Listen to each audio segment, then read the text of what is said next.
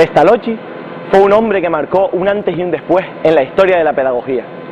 Fue un hombre que, sin ninguna base ni criterios científicos, elaboró toda una metodología de enseñanza pionera en su tiempo.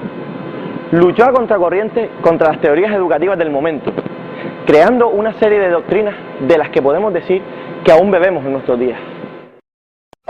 Estas doctrinas, aparte de ponerlas en práctica con sus propios hijos, las plasmó en una serie de obras como Vigilia de un solitario, Una hoja suiza, Mis indagaciones sobre el proceso de la naturaleza en el desarrollo de la humanidad, Cómo Gertrudis educa a sus hijos, Libro de las madres, Carta a un amigo sobre mi estancia en Stans, Al buen talante, la seriedad y la hidalguía de mi época y de mi patria, Carta sobre la educación infantil, El canto del cisne y los destinos de mi vida, Epístola a Friné sobre la amistad. De todas ellas, la obra que tal vez mejor expresa su pedagogía es Cómo Gertrudis educa a sus hijos.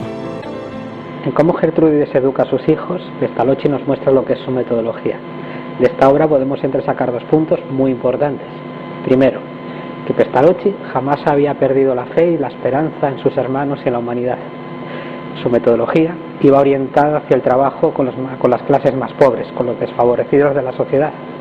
Y de hecho, podemos decir también que su metodología es el resultado de un conjunto de éxitos y de fracasos que no le hizo más que confirmar en la idea de que iba en el camino correcto a la hora de desear un mundo más justo, un mundo más amoroso. Por otro lado, queda claro también la diferencia entre el método y el fin. Para Pestalozzi tenemos un fin y tenemos un método que va por debajo. Manda al fin. El método es lo que nos va a hacer conseguir ese fin.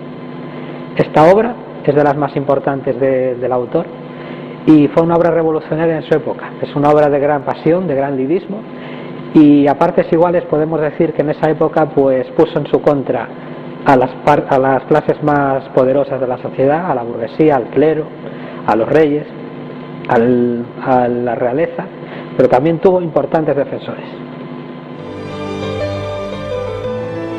En 1801, Pestalozzi publica esta obra, consistente en una serie de cartas donde explica al editor Gessner su método. Pestalozzi ha dejado en estas cartas los fundamentos de su método, que son el resultado de una práctica cotidiana en el mundo de la educación. Es decir, su trabajo diario, sus éxitos y sus fracasos modelaron lo que denominamos su teoría pedagógica. Su quehacer diario le llevaba a relacionarse muy profundamente con las cuestiones inherentes en la educación popular, en la educación de los pobres y de los indigentes, en los cuales puso en práctica toda su teoría. Pestalozzi, con su metodología de educación, marca un punto de inflexión entre las normas de educación vigentes en esa época y lo que a partir de entonces iba a ser la práctica habitual. Si me permiten el símil y si me permiten ponerme en la piel de un educador de la época, podemos decir que yo hasta entonces, hasta Pestalozzi, llevaba a mis alumnos al campo.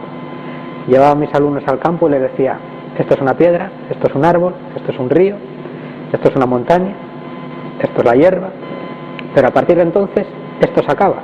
Es decir, yo hasta ese momento llevaba a mis alumnos a la naturaleza, ahora la naturaleza es la que viene a clase. La naturaleza es la que viene a clase en forma de piedra, en forma de roca, en forma de hierba, en forma de árbol.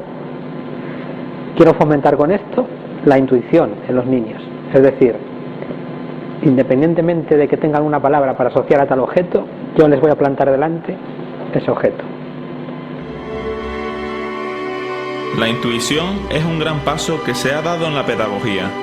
Pasamos de una práctica educativa en la que el alumno acepta sin protestar todo lo que diga el maestro y lo repite tal cual se lo ha dicho, a otra práctica educativa en la que la naturaleza es parte muy importante, ya que buscamos el acercamiento de la naturaleza al alumno. Creemos que las cosas las conocemos porque las sentimos. Los sentidos nos dan datos para conocerlas aunque no tengamos una palabra que conceptualmente nos alcance la idea de lo que vemos.